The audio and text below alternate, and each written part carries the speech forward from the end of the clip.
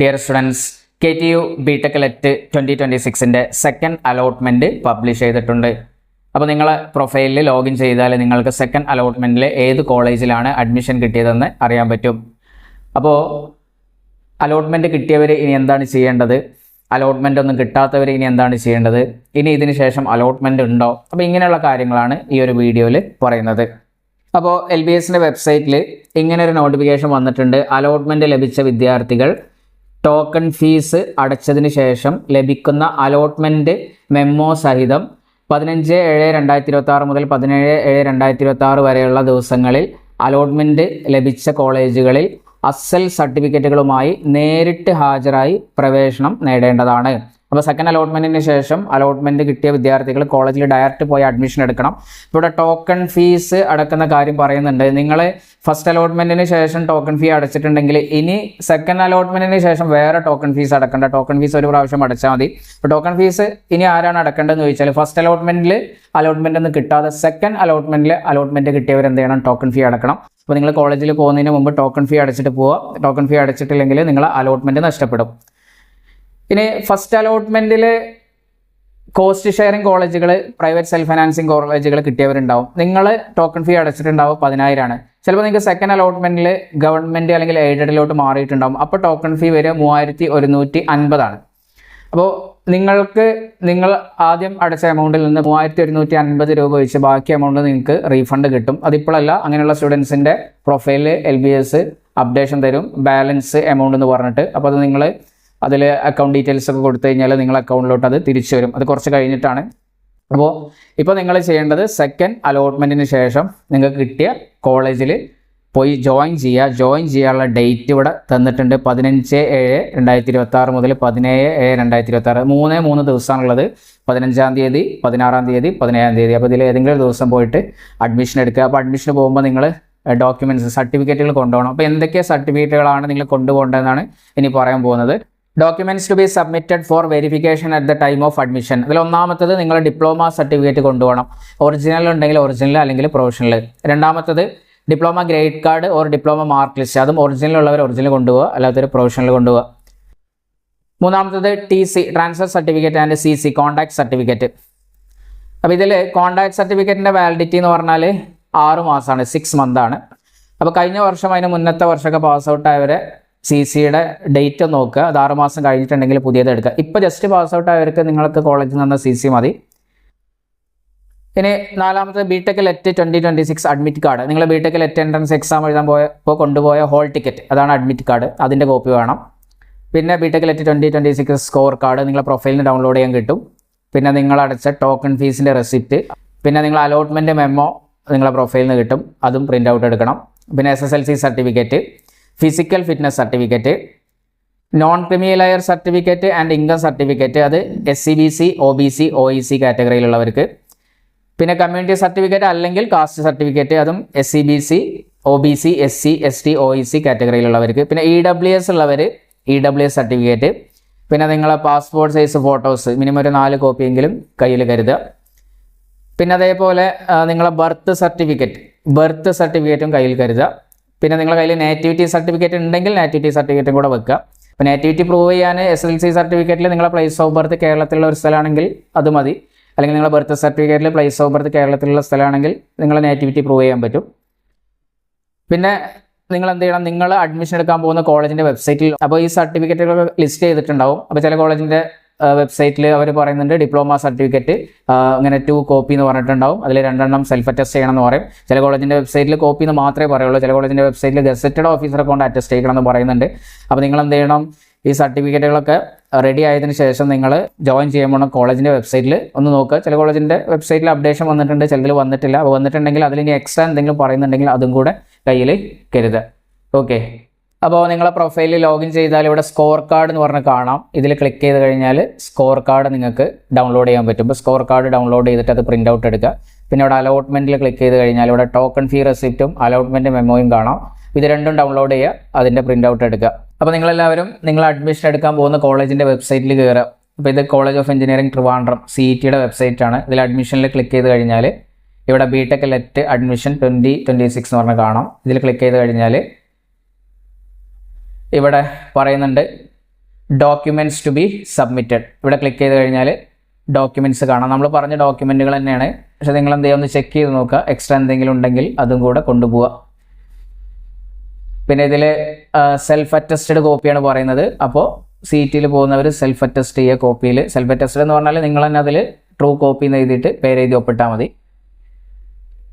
ഇനി അതേപോലെ ഇൻസ്ട്രക്ഷൻ കൊടുത്തിട്ടുണ്ട്. കോളേജ് രജിസ്ട്രേഷൻ ഫോം എന്ന് പറഞ്ഞിട്ട് ഫോം ഉണ്ട്. പിന്നെ അതേപോലെ ഇവിടെ PTA fund details 12,000 CET PTA fund. നമുക്ക് നമ്മളെ ട്യൂഷൻ ഫീസിനേക്കാളും കൂടുതൽ വരുന്നതാണ് ഈ PTA ഫണ്ട്. അത് ചേരുന്ന സമയത്ത് വൺ ടൈമായിട്ട് കൊടുക്കേണ്ടതാണ്. അത് 8,000, 9,000, 10,000, 12,000 ഒക്കെ ഗവൺമെൻറ് കോളേജ് ആണെങ്കിലും എയ്ഡഡ് കോളേജ് ആണെങ്കിലും വരും. അപ്പോൾ അതുകൊണ്ടാണ് ഈ സ്റ്റാർട്ടിങ്ങിൽ ഒരുപാട് എമൗണ്ട് കൊടുക്കേണ്ടി വരുന്നത്. ഈ PTA ഫണ്ട് ഇത്രയും വരുന്നതുകൊണ്ടാണ്. പിന്നെ ഇതിന് പുറമേയുള്ള ഫീസുകളൊക്കെ ഉണ്ട്. അതിലിവിടെ കോളേജ് ബസ് ഡെവലപ്മെൻറ്റ് ഫണ്ട്, ഇങ്ങനെയുള്ള ഫണ്ടുകൾ. അപ്പോൾ എല്ലാ കാര്യങ്ങളും ഇവിടെ ഡീറ്റെയിൽഡ് ആയിട്ട് കൊടുത്തിട്ടുണ്ട്. അപ്പോൾ CET പോകുന്നവർ ഇത് ചെക്ക് ചെയ്യാം. പിന്നെ അതേപോലെ TKM പോകുന്നവരാണെങ്കിൽ TKM അഡ്മിഷൻ്റെ പേജിൽ പോയി കഴിഞ്ഞാൽ ഇവിടെ അഡ്മിഷൻ പ്രൊസീജിയർ പറഞ്ഞിട്ടുണ്ട്. നിങ്ങൾ എന്താണ് അവിടെ പോയിട്ട് ചെയ്യേണ്ടത് അതൊക്കെ ഡീറ്റെയിൽഡ് ആയിട്ട് പറഞ്ഞിട്ടുണ്ട്. അപ്പോൾ ഇത് വായിച്ചു നോക്കിയാൽ നിങ്ങൾക്ക് ക്ലിയർ ആയിട്ട് മനസ്സിലാവും. പിന്നെ അതേപോലെ ഇവിടെ ഡോക്യുമെൻറ്റ്സിനെ കുറിച്ച് പറയുന്നുണ്ട്. TKM നിങ്ങൾ കൊണ്ടുപോകേണ്ട documents, second allotment memo from LBS original, പിന്നെ SLC or 10th certificate original, 2 photocopies, ഇതെല്ലാം ഇവിടെ ഡീറ്റെയിൽഡ് ആയിട്ട് പറയുന്നുണ്ട്. ഇത് നിങ്ങൾ TKM പോകുന്നവർ ഇതിനനുസരിച്ച് കൊണ്ടുപോകാം. പിന്നെ നമുക്ക് ഏത് കോളേജാണെങ്കിലും ഒരു രജിസ്ട്രേഷൻ പോർട്ടലുണ്ട്. അത് കോളേജിൻ്റെ വെബ്സൈറ്റിലുണ്ടാവും. ഇപ്പോൾ ഇവിടെ കൊടുത്തിട്ടുണ്ട് TKM college of engineering EET lab എന്ന് പറഞ്ഞിട്ട്. ഇതെല്ലാവരും ചെയ്യണം. ഇതിൽ BTech ലാറ്ററൽ എൻട്രിയിൽ ക്ലിക്ക് ചെയ്തിട്ട് നിങ്ങളെ ഡീറ്റെയിൽസ് കൊടുക്കണം. ഇത് നിങ്ങൾ ഇവിടെ തന്നെ ചെയ്ത് പോയി കഴിഞ്ഞാൽ നിങ്ങൾക്ക് അവിടെ എത്തുമ്പോൾ കാര്യങ്ങളൊന്നും കൂടെ എളുപ്പമാണ്. മറ്റേ പിന്നെ നിങ്ങൾ അവിടെ പോയി ഇത് ലാബിൽ നിന്നൊക്കെ ചെയ്ത് പിന്നെ ലേറ്റ് ആയാലും പിന്നെ അഡ്മിഷൻ അന്ന് ക്ലോസ് ചെയ്തിട്ടുണ്ടാവും, പിന്നെ അടുത്ത ദിവസം പോകേണ്ടി വരും. അപ്പോൾ ഈ ET ലാബിൻ്റെ ഇതെന്ത് ചെയ്യുക, നിങ്ങൾ ഇവിടെ തന്നെ രജിസ്റ്റർ ചെയ്യുക. നിങ്ങളെ വീട്ടിൽ നിന്ന് തന്നെ രജിസ്റ്റർ ചെയ്തിട്ട് പോവുക, അതിൻ്റെ പ്രിൻ്റ് ഔട്ട് എടുത്തിട്ട് പോവുക. ഇങ്ങനെ എല്ലാ കോളേജിൻ്റെ വെബ്സൈറ്റിലും, ഒരുവിധം എല്ലാ ഗവൺമെൻറ് എയ്ഡഡ് കോളേജിൻ്റെ വെബ്സൈറ്റിലും അപ്ഡേഷൻ വന്നിട്ടുണ്ട്. ഇപ്പോൾ ഇവിടെ ഇത് RITയുടെ വെബ്സൈറ്റാണ്. അപ്പോൾ ഇതിലിവിടെ കാണാം BTech ലെറ്റ് അഡ്മിഷൻ എന്ന് പറഞ്ഞിട്ട്. അപ്പോൾ ഇതിൽ ക്ലിക്ക് ചെയ്ത് കഴിഞ്ഞാൽ ഇതാ ഇവിടെയും നിങ്ങൾക്ക് അതിൻ്റെ ഡീറ്റെയിൽഡ് ആയിട്ടുള്ള കാര്യങ്ങൾ കാണാം. റിപ്പോർട്ടിംഗ് ടൈം കൊടുത്തിട്ടുണ്ട്. പിന്നെ ഇവിടെയും ഡാറ്റ എൻട്രി, ഞാൻ നേരത്തെ പറഞ്ഞ ET ലാബ് എന്നുള്ള ഡാറ്റ എൻട്രി കൊടുത്തിട്ടുണ്ട്. അപ്പോൾ ഇവിടെ ക്ലിക്ക് ചെയ്ത് കഴിഞ്ഞാൽ Rajiv Gandhi institute of technology Kottayam ഇതിലോട്ട് പോകും. അത് നിങ്ങൾ ചെയ്യുക. പിന്നെ നേരത്തെ നമ്മൾ പറഞ്ഞ കോളേജുകളെ പോലെ തന്നെയാണ് ഇവിടെ സർട്ടിഫിക്കറ്റിൻ്റെ ഡീറ്റെയിൽസും എല്ലാം ഇതിൽ പറഞ്ഞിട്ടുണ്ട്. അപ്പോൾ നിങ്ങൾ ഓൾറെഡി ഞാൻ പറഞ്ഞ സർട്ടിഫിക്കറ്റ്സ് ഒക്കെ റെഡി ആണെങ്കിൽ അതൊക്കെ തന്നെയാണ് ഇതിലുണ്ടാവുക. എക്സ്ട്രാ എന്തെങ്കിലും പറഞ്ഞിട്ടുണ്ടെങ്കിൽ അത് മാത്രം എക്സ്ട്രാ എടുക്കുക. അങ്ങനെ എല്ലാ കോളേജിൻ്റെ വെബ്സൈറ്റിലും അപ്ഡേഷൻ വന്നിട്ടുണ്ട്. ഇപ്പോൾ NSS കോളേജ് എടുത്താൽ NSS കോളേജിൻ്റെ വെബ്സൈറ്റിലും ഇവിടെ കാണിക്കുന്നുണ്ട് procedure for BTech lateral entry. ഇതിൽ ക്ലിക്ക് ചെയ്ത് കഴിഞ്ഞാൽ ഇവിടെ എന്തൊക്കെയാണ് NSS പോകേണ്ടവർ എന്തൊക്കെയാണ് ചെയ്യേണ്ടത് അതിൻ്റെ കാര്യങ്ങളൊക്കെ ഇവിടെ പറയുന്നുണ്ട്. സർട്ടിഫിക്കറ്റ്സിൻ്റെ എണ്ണം എല്ലാം ഡീറ്റെയിൽഡ് ആയിട്ട് പറയുന്നുണ്ട്. ഓക്കെ, അതേപോലെ മിക്കവാറും കോളേജുകളിൽ PTA ഫണ്ടും ഫീസും ഒക്കെ പറയുന്നുണ്ട്. അപ്പോൾ നിങ്ങൾക്ക് എത്രയാണ് എമൗണ്ടാണ് കൊണ്ടുപോകേണ്ടതെന്നുള്ളതും അറിയാൻ പറ്റും. ഓക്കെ, അപ്പോൾ നിങ്ങളെ കോളേജിൻ്റെ വെബ്സൈറ്റിൽ നിങ്ങൾ ചെക്ക് ചെയ്ത് നോക്കുക. ഇനി അഥവാ അപ്ഡേഷൻ വന്നിട്ടില്ലെങ്കിലും നിങ്ങൾ അതിന് വെയിറ്റ് ചെയ്യേണ്ട. നിങ്ങൾ എന്ത് ചെയ്യുക, ഡോക്യുമെൻറ്റ്സ് ഞാൻ പറഞ്ഞ ഡോക്യുമെൻറ്റ്സ് ഒക്കെ കൊണ്ട് നിങ്ങൾ എന്ത് ചെയ്യുക, കോളേജിൽ ഡയറക്റ്റ് പോവുക. ഇന്ന്, നാളെ അല്ലെങ്കിൽ മറ്റന്നാളെ, ഇന്നിപ്പോൾ 15-ാം തീയതിയാണ്, 15, 16, 17. അപ്പോൾ എന്ത് ചെയ്യുക, പെട്ടെന്ന് തന്നെ കോളേജിൽ പോയിട്ട് അഡ്മിഷൻ എടുക്കുക. ഓക്കെ, ഇനി പല സ്റ്റുഡൻസിനുള്ള ഡൗട്ടാണ്. ഇപ്പോൾ സെക്കൻഡ് അലോട്ട്മെൻറ്റ് കഴിഞ്ഞു, ഇനി തേർഡ് അലോട്ട്മെൻറ്റ് ഉണ്ടോ? എന്നാണ് തേർഡ് അലോട്ട്മെൻറ്റ്? ഇപ്പോൾ എനിക്ക് സെക്കൻഡ് അലോട്ട്മെൻറ്റിൽ കിട്ടിയ കോളേജിൽ അഡ്മിഷൻ എടുത്തിട്ടില്ലെങ്കിൽ തേർഡ് അലോട്ട്മെൻറ്റിൽ പങ്കെടുക്കാൻ പറ്റുമോ? ഞാൻ അഡ്മിഷൻ ക്യാൻസൽ ചെയ്ത് കഴിഞ്ഞാൽ എനിക്ക് ടോക്കൺ ഫീ റീഫണ്ട് കിട്ടും? ഇങ്ങനെ പല ഡൗട്ടുകളും പല സ്റ്റുഡൻസിനും ഉണ്ടാവും. അപ്പോൾ അങ്ങനെയുള്ള കുറച്ച് കാര്യങ്ങളാണ് ഇനി പറയാൻ പോകുന്നത്. ഇപ്പോൾ നമ്മളിവിടെ മനസ്സിലാക്കേണ്ടത് സെക്കൻഡ് അലോട്ട്മെൻറ്റിൽ LBS മാക്സിമം സീറ്റ് ഫില്ല് ചെയ്തിട്ടുണ്ട്. ഇപ്പോൾ എക്സാമ്പിളായിട്ട് കമ്പ്യൂട്ടർ സയൻസ് ആൻഡ് എഞ്ചിനീയറിങ്ങിന് CET കോളേജ് ഓഫ് എഞ്ചിനീയറിംഗ് ട്രിവാൻഡ്രത്ത് 12 സീറ്റാണുള്ളത്. ഇപ്പോൾ നമ്മൾ അലോട്ട്മെൻറ്റ് ലിസ്റ്റ് ചെക്ക് ചെയ്താൽ ആ 12 സീറ്റും ഫുള്ളായിട്ടുണ്ട്. പിന്നെ അതേപോലെ ഞാൻ വേറൊരു ബ്രാഞ്ച് എടുക്കുകയാണ്, mechanical engineering college of engineering Trivandrum CET മെക്കാനിക്കലിന് 12 സീറ്റാണ്. അപ്പോൾ ഇവിടെയും ആ 12 സീറ്റ് ഫില്ലായിട്ടുണ്ട്. ഇനി അതേപോലെ ഞാൻ ഇലക്ട്രോണിക്സ് ആൻഡ് കമ്മ്യൂണിക്കേഷൻ എഞ്ചിനീയറിംഗ് എടുക്കുകയാണ്. ഇപ്പോൾ CET ഇലക്ട്രോണിക്സ് ആൻഡ് കമ്മ്യൂണിക്കേഷൻ എഞ്ചിനീയറിങ്ങിന് 12 സീറ്റാണുള്ളത്. അപ്പോൾ ഇവിടെ നമ്മൾ നോക്കുമ്പോൾ 11 സീറ്റാണ് ഫില്ലായിട്ടുള്ളത്. ഒരു സീറ്റ് അവിടെ ബാലൻസ് കിടക്കുന്നുണ്ട്. അപ്പോൾ ഇങ്ങനെ ബാലൻസ് കിടക്കുന്ന സീറ്റുകൾ എന്ന് പറഞ്ഞു കഴിഞ്ഞാൽ മിക്കവാറും അത് സ്പെഷ്യൽ റിസർവേഷൻ സീറ്റുകളായിരിക്കും. ഇപ്പോൾ സ്പെഷ്യൽ റിസർവേഷൻ എന്ന് പറഞ്ഞാൽ ഒന്ന് PD പേഴ്സൺ വിത്ത് ഡിസബിലിറ്റി, പിന്നെ അതേപോലെ ഈ XS. അപ്പോൾ ഇങ്ങനെയുള്ള സീറ്റുകളായിരിക്കും. ഇതിൽ മെജോറിറ്റിയും PD ആണ് സ്റ്റുഡൻസ് വളരെ കുറവ് വരിക. ഇപ്പോൾ ഇത് മിക്കവാറും CET-യിൽ ഇലക്ട്രോണിക്സ് ആൻഡ് കമ്മ്യൂണിക്കേഷൻ എഞ്ചിനീയറിംഗിന് 12ാമത്തെ സീറ്റ് PD കാറ്റഗറിയിലുള്ള സ്റ്റുഡൻസിനുള്ളതായിരിക്കും. പക്ഷേ നമ്മുടെ റാങ്ക് ലിസ്റ്റിൽ ചിലപ്പോൾ PD കാറ്റഗറിയിലുള്ള സ്റ്റുഡൻസ് കുറവായതുകൊണ്ട് ആയിരിക്കാം ഇവിടെ അത് ഫില്ലായിട്ടില്ല. അപ്പോൾ ഇങ്ങനെ പല കോളേജിലും സീറ്റുകൾ എന്തുണ്ട്, ഫില്ലാക്കാത്തുണ്ട്. അപ്പോൾ ഈ സീറ്റുകൾ വെച്ചിട്ടും അതേപോലെ ഇനിയിപ്പോൾ 15, 16, 17 എന്താണ് അഡ്മിഷൻ്റെ ഡേറ്റ് ആണ്. അപ്പോൾ ഈ അഡ്മിഷൻ്റെ ഡേറ്റുകളിൽ ക്യുസാറ്റിൽ കിട്ടിയ ചില സ്റ്റുഡൻസ് KTUവിൽ പോവില്ല.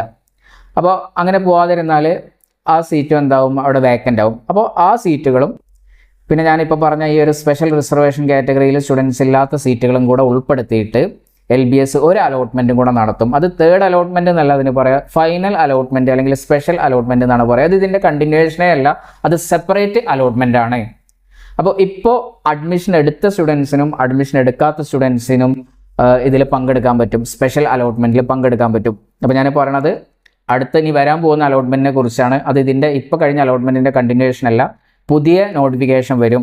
അപ്പോൾ ആ നോട്ടിഫിക്കേഷനിൽ LBS പറയും അഡ്മിഷനൊക്കെ ശേഷം, അത് ഇപ്പോഴല്ല, നിങ്ങളെ അഡ്മിഷനൊക്കെ എടുത്ത് ഒരു 1 വീക്ക് 2 വീക്കൊക്കെ കഴിഞ്ഞിട്ടായിരിക്കും. കാരണം കോളേജുകൾക്ക് വേക്കൻസി LBSന് റിപ്പോർട്ട് ചെയ്യാനൊക്കെ ഒരു സമയം എടുക്കും. അപ്പോൾ എന്തായാലും 1 വീക്ക് എന്തായാലും കഴിയും. അപ്പോൾ LBSൻ്റെ വെബ്സൈറ്റിൽ നോട്ടിഫിക്കേഷൻ വരും. ഇനിയും ബാലൻസ് ഉള്ള സീറ്റുകളിലോട്ട് ഒരു പുതിയ അലോട്ട്മെൻറ്റും കൂടെ നടത്തുന്നുണ്ട്. അപ്പോൾ താല്പര്യമുള്ള വിദ്യാർത്ഥികൾ ഓപ്ഷൻ രജിസ്റ്റർ ചെയ്യുക. അപ്പോൾ നിങ്ങളത് നിങ്ങളുടെ പ്രൊഫൈലിൽ ലോഗിൻ ചെയ്യുമ്പോൾ നിങ്ങൾ പഴയ ഓപ്ഷൻസ് ഒക്കെ പോയിട്ടുണ്ടാവും. നിങ്ങൾക്ക് ആദ്യം മുതൽ കോളേജുകൾ സെലക്ട് ചെയ്യാനും ആഡ് ചെയ്യാനൊക്കെ പറ്റും. അപ്പോൾ അവിടെ നമ്മൾ മനസ്സിലാക്കേണ്ടത് ഒരുപാട് സീറ്റുകളൊന്നും വേക്കൻസി ഉണ്ടാവില്ല. പ്രത്യേകിച്ച് ഗവൺമെൻറ് എയ്ഡഡിലൊക്കെ ഏതെങ്കിലും കോളേജിൽ 1 or 2 സീറ്റുകളൊക്കെ ആയിരിക്കും പല ബ്രാഞ്ചിനായിട്ട് വേക്കൻസി വരും. അതിൽ കോസ്റ്റ് ഷെയറിങ്ങിലും പ്രൈവറ്റിലൊക്കെ ഒരുപാട് സീറ്റുകൾ വരും. അപ്പോൾ ആ അലോട്ട്മെൻറ്റിൽ നിങ്ങൾക്ക് പങ്കെടുക്കാം. നിങ്ങളിപ്പോൾ അഡ്മിഷൻ എടുത്ത സ്റ്റുഡൻസിന് പങ്കെടുക്കാം. ഇനിയിപ്പോൾ സെക്കൻഡ് അലോട്ട്മെൻറ്റിൽ നിങ്ങൾക്ക് അഡ്മിഷൻ കിട്ടിയിട്ടുണ്ട്, പക്ഷേ നിങ്ങൾ പോയില്ല, അഡ്മിഷൻ ക്യാൻസൽ ചെയ്തു, എന്നാലും നിങ്ങൾക്ക് പങ്കെടുക്കാം. അതായത് ലെറ്റ് 2026 റാങ്ക് ലിസ്റ്റിലുള്ള എല്ലാവർക്കും ആ ഒരു അലോട്ട്മെൻറ്റിൽ പങ്കെടുക്കാൻ പറ്റും. അപ്പോൾ അതിൻ്റെ ഡീറ്റെയിൽ നോട്ടിഫിക്കേഷൻ LBSൻ്റെ വെബ്സൈറ്റിൽ വരും. സീറ്റ് വേക്കൻസി ഡീറ്റെയിൽസ് ഒക്കെ വരും. അപ്പോൾ കഴിഞ്ഞ 2 വർഷമൊക്കെ എങ്ങനെയായിരുന്നു, കഴിഞ്ഞ 2 വർഷത്തെ വേക്കൻസി ഡീറ്റെയിൽസ് ഒക്കെ നോക്കുമ്പോൾ നമുക്ക് ഗവൺമെൻറ് എയ്ഡഡിൽ കുറച്ച് സീറ്റുകൾ ഉണ്ടാവും, കോസ്റ്റ് ഷെയറിങ്ങിലും പ്രൈവറ്റിലൊക്കെ കുറച്ചധികം സീറ്റുകൾ ഉണ്ടാവും. അപ്പോൾ അതിൽ നിങ്ങൾക്ക് പങ്കെടുക്കാം. അപ്പോൾ നിങ്ങൾ ഫൈനൽ അലോട്ട്മെൻറ്റിൽ പങ്കെടുത്തു, നിങ്ങൾക്ക് ഒരു കോളേജിൽ അലോട്ട്മെൻറ്റ് കിട്ടിയെന്ന് വിചാരിക്കുക. അപ്പോൾ നിങ്ങൾ ചെയ്യേണ്ടത്, നിങ്ങൾക്ക് ഫൈനൽ അലോട്ട്മെൻറ്റിൽ ഇപ്പോൾ കിട്ടിയ പോലെ അലോട്ട്മെൻറ്റ് മെമ്മോ കിട്ടും. അപ്പോൾ അലോട്ട്മെൻറ്റ് മെമ്മോ ഇപ്പോൾ നിങ്ങൾ പഠിക്കുന്ന കോളേജിൽ, ഇപ്പോൾ നിങ്ങൾ ജോയിൻ ചെയ്ത കോളേജിൽ കൊണ്ടുപോയി കൊടുക്കുക. അപ്പോൾ അവരെന്ത് ചെയ്യും, അവിടെ നിങ്ങളെ കൊടുത്ത ഫീസും നിങ്ങളെ സർട്ടിഫിക്കറ്റൊക്കെ തിരിച്ചു തരും. എന്നിട്ട് നിങ്ങൾ എന്ത് ചെയ്യുക, പുതിയ കിട്ടിയ കോളേജിൽ പോയിട്ട് അഡ്മിഷൻ എടുക്കണം. ഓക്കെ, അപ്പോൾ ആ ഒരു ഡൗട്ട് ക്ലിയർ ആയല്ലോ. ഇനി ഈ അടുത്ത അലോട്ട്മെൻറ്റ്, അതായത് ഫൈനൽ അലോട്ട്മെൻറ്റോട് കൂടി LBS പിന്നെ അലോട്ട്മെൻറ്റ് പ്രോസസ്സ് സ്റ്റോപ്പ് ചെയ്യും. പിന്നെ LBS അലോട്ട്മെൻറ്റുകളൊന്നും നടത്തില്ല. അപ്പോൾ അതിനുശേഷവും ചില കോളേജുകളിൽ 1 or 2 സീറ്റൊക്കെ വേക്കൻസി വരും. അപ്പോൾ അങ്ങനെ വേക്കൻസി വരുമ്പോൾ അത് കോളേജുകൾ ഇൻഡിവിജ്വലായിട്ട് സ്പോട്ട് അഡ്മിഷൻ നടത്തും. അപ്പോൾ ഈ ലാസ്റ്റ് അലോട്ട്മെൻറ്റ്, ഫൈനൽ അലോട്ട്മെൻറ്റിന് ശേഷം LBS അഡ്മിഷൻ പ്രോസസ്സ് ക്ലോസ് ചെയ്തതിന് ശേഷം ഇപ്പോൾ ഒരു കോളേജിൽ എന്ത് ചെയ്യാണ്, സീറ്റ് വേക്കൻസി വരികയാണ്. ഇപ്പോൾ കോഴിക്കോട് എഞ്ചിനീയറിംഗ് കോളേജിൽ ഇപ്പോൾ ഇലക്ട്രോണിക്സിന് ഒരു സീറ്റ് വേക്കൻസി വരികയെന്ന് വിചാരിക്കുക. അപ്പോൾ അവർ കോളേജിൻ്റെ വെബ്സൈറ്റിലിടും, ഇവിടെ ഇലക്ട്രോണിക്സിന് ഒരു സീറ്റ് വേക്കൻസി ഉണ്ട്. അപ്പോൾ ഇന്ന ദിവസം രാവിലെ താല്പര്യമുള്ള വിദ്യാർത്ഥികൾ എന്ത് ചെയ്യുക, സ്പോട്ട് അഡ്മിഷൻ വരും. അപ്പോൾ നിങ്ങൾ പോകുമ്പോൾ നിങ്ങൾ സർട്ടിഫിക്കറ്റ്സും ഡോക്യുമെൻറ്റ്സും ഒക്കെ കൊണ്ടുകൊണ്ട് വരും. അപ്പോൾ അതിൽ അവിടെ നിങ്ങൾ ചെല്ലുന്ന സമയത്ത് അവിടെ കുറച്ച് കുട്ടികൾ വന്നിട്ടുണ്ടാകും. അതിൽ ആരാണോ നല്ല റാങ്ക് ഉള്ളവർ, അവിടെ റിസർവേഷൻ നോക്കില്ല, ആർക്കാണോ ലെറ്റിനേറ്റവും നല്ല റാങ്ക് ഉള്ളത് അവർക്ക് ആ ഒരു സീറ്റ് കിട്ടും. അതാണ് സ്പോട്ട് അഡ്മിഷൻ.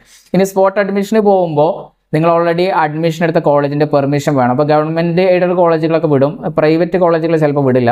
അപ്പോൾ സ്പോട്ട് അഡ്മിഷൻ്റെ കാര്യത്തിൽ ആ ഒരു കാര്യം ശ്രദ്ധിക്കുക. നിങ്ങൾ സ്പോട്ട് അഡ്മിഷന് പോകുമ്പോൾ നിങ്ങൾ ഓൾറെഡി അഡ്മിഷൻ എടുത്ത കോളേജിൻ്റെ പെർമിഷൻ വേണം. അപ്പോൾ പ്രൈവറ്റ് കോളേജൊക്കെ ആണെങ്കിൽ ചില പ്രൈവറ്റ് പോകാൻ പറയും, ചിലവർ പോകാൻ സമ്മതിക്കില്ല, കാരണം അവർ അഡ്മിഷൻ പോകുമല്ലോ. കാരണം സ്പോട്ട് അഡ്മിഷനും കൂടെ കഴിഞ്ഞാൽ പിന്നെ വേറെ അഡ്മിഷനുകളൊന്നുമില്ല. അപ്പോൾ ഈ സ്പോട്ട് അഡ്മിഷൻ എന്ന് പറയുമ്പോൾ നമ്മൾ എല്ലാ കോളേജിലും സ്പോട്ടൊന്നും ഉണ്ടാവില്ല, ചില കോളേജുകളിൽ സ്പോട്ട് ഉണ്ട്. അപ്പോൾ നമ്മൾ എന്ത് ചെയ്യുക, റെഗുലറായിട്ട് കോളേജിൻ്റെ വെബ്സൈറ്റ് നിങ്ങൾ ചെക്ക് ചെയ്യുക. LBSൻ്റെ വെബ്സൈറ്റിൽ സ്പോട്ട് അഡ്മിഷൻ്റെ കാര്യങ്ങളൊന്നും വരില്ല. LBSൻ്റെ വെബ്സൈറ്റിൽ ഇനി ഫൈനൽ അലോട്ട്മെൻറ്റിൻ്റെ ഡീറ്റെയിൽസ് മാത്രമേ വരുള്ളൂ. ഓക്കെ, പിന്നെ പല സ്റ്റുഡൻസിനുള്ള ഡൗട്ടാണ്, ഞാനിപ്പോൾ സെക്കൻഡ് അലോട്ട്മെൻറ്റിലും എനിക്ക്, അതായത് നിങ്ങൾക്ക് ഫസ്റ്റ് അലോട്ട്മെൻറ്റിൽ കിട്ടി, നിങ്ങൾ ടോക്കൺ ഫീ അടച്ചാൽ നിങ്ങൾ സെക്കൻഡ് അലോട്ട്മെൻറ്റിൽ കുറച്ചും കൂടെ നല്ല കോളേജ് കിട്ടും നോക്കാൻ വേണ്ടിയിട്ടായിരുന്നു.